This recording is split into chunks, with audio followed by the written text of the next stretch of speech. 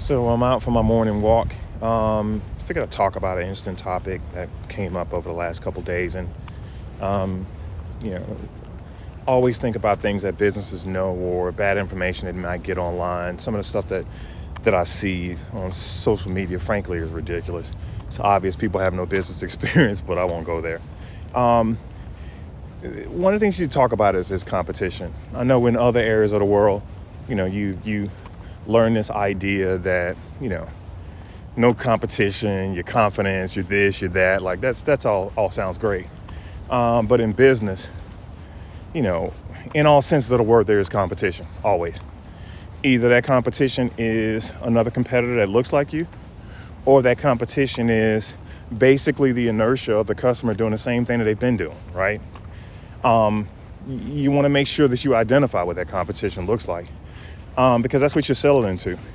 And I know it's people feel weird when you talk about sales and you talk about, marketing and these aspects of it, but without these things, you don't necessarily have a business. Most businesses cannot survive long term with just, I don't even want to call it walk-in traffic. With just the idea that word of mouth is going to keep them afloat. There has to be a plan. There has to be a strategy. Someone actively has to be going about growing a business. And the perfect place to start when you're trying to understand that stuff is, what's competition doing? You know what I mean? Who am I baselining against? What's the benchmark? It's not really that important to differentiate. I mean, the research will show that. Customers don't necessarily care how different you are from someone else. Really what you find out in a lot of instances is, the competitors, depending on whether or not you're identifying the best competitors or not, I think matters. But, the competition is basically your table stakes. If you aren't at least meeting and presenting and discussing the things that your competition is, then the likelihood of you being able to get that business drops dramatically. Because they've already set the tone for the customer on, here's what the baseline is. Here's where you need to be in business. Here's how we're going to deliver this service. Here's what our product is going to be. Spending a lot of time trying to go outside of that basically creates a lot of work for you. And oftentimes, that work is expensive work. So it's okay to benchmark. Multi-billion-dollar Fortune 500 corporations benchmark all the time. I'm not necessarily sure, why a small business with less resources just starting out wouldn't be benchmarking. But, that's one of the things that I think people just don't know. So that's part of what this blog is supposed to be about, is kind of help with those basics. Like, what are the things I need to do in business? I think for this one, competition is king. You're not going to be able to get away from competition. You need to embrace it. You need to learn from them. You need to benchmark, figure out what's important to customers and what's not. But you should spend just as much time in a lot of cases. Well, I will prioritize learning my customer first, their needs, their wants, what they're looking for, what problems they're trying to solve. And then very quickly after that, you want to look at the market response to that, which is going to be your competition. But you definitely have to keep those things, in sight. You've heard the large businesses. Jeff Bezos has this comment about them not necessarily paying attention to competition.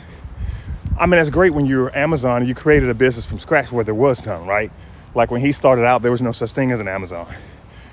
Very few businesses have that path, and very few businesses succeed at the level of Amazon. So I understand what he says philosophically. Yeah, you should be paying attention to the customer.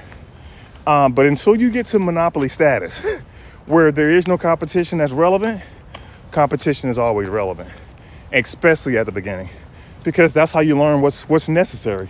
That's how you learn where you need to be. That's how you set the tone for, what the table stakes, what are the table stakes that you need to have as a business owner in order to be able to compete in this space, because you're always competing. There's never a situation that you're not. So that's probably one thing that is, in my daily walk, it's one thing I wanted to kind of highlight to everybody. Just make sure you're paying attention to the things that matter. Competitive intelligence is a real thing. Large multi-million-dollar businesses deal with it. They live in it, they dream it, and they focus on it, because benchmarking against your competition is basically making sure you're in line with what your companies are looking. What your customers are looking for. Let me rephrase that. Understanding what your customers look for can come from two main places, actually three main places. Well, let me start over from scratch. Make sure we believe this. The two things that you would want to pay most attention to in business, especially when starting out, is the customer and the competition. Basically for the same reason. You want to identify, is this a product that people are willing to pay for? How much they're willing to pay for? How are we talking about it? How is it delivered? How are they being perceived in the marketplace, the reviews? Like, all of these things become excessively ignored oftentimes by small businesses, but I think they're primary until you figure out exactly what your go-to-market is going to be, how you're going to get the next customer, what system are you going to get in place to make sure that next customer is going to be available to you. I think all of those things start from, the work that you do to understand the customer and the work that you do to understand the competition. So don't ignore those things. When people have conversations about competitive intelligence, it's a real thing and you probably should focus on it.